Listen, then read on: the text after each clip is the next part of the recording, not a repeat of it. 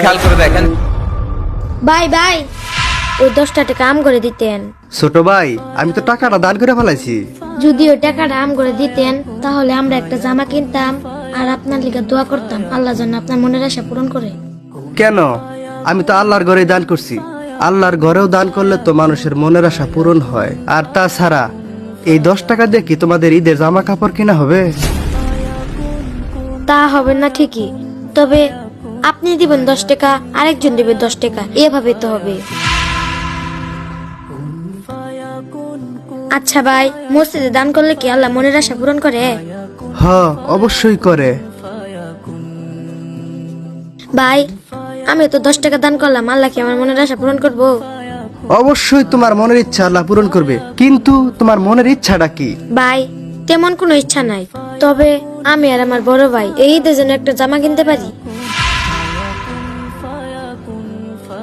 আচ্ছা ভাই, আপনার মনের ইচ্ছাটা কি? আমার মনের ইচ্ছা? আচ্ছা বাদ দাও।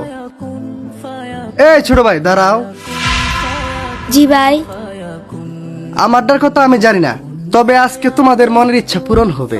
চলো আমার সাথে।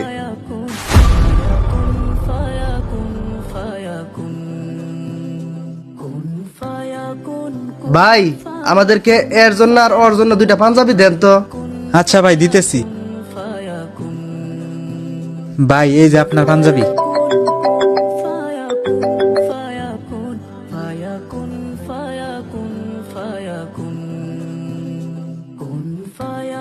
দেখছো ছোট ভাই, তোমাদের মনের ইচ্ছা পূরণ হওয়ার সাথে সাথে আজকে আল্লাহ পাক আমার মনের ইচ্ছাটা পূরণ করে দিছে।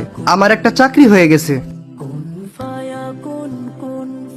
এই যে নাও তোমার পাঞ্জাবি, এই যে নাও তোমার পাঞ্জাবি। এইবার খুশি তো? জি। খুশি? তাহলে চলো। কখনো ছোট্ট দানকে ছোট ভাববেন না, কারণ আপনার সামান্য সাহায্যই কারো জীবনে এনে দিতে পারে বড় সুখ।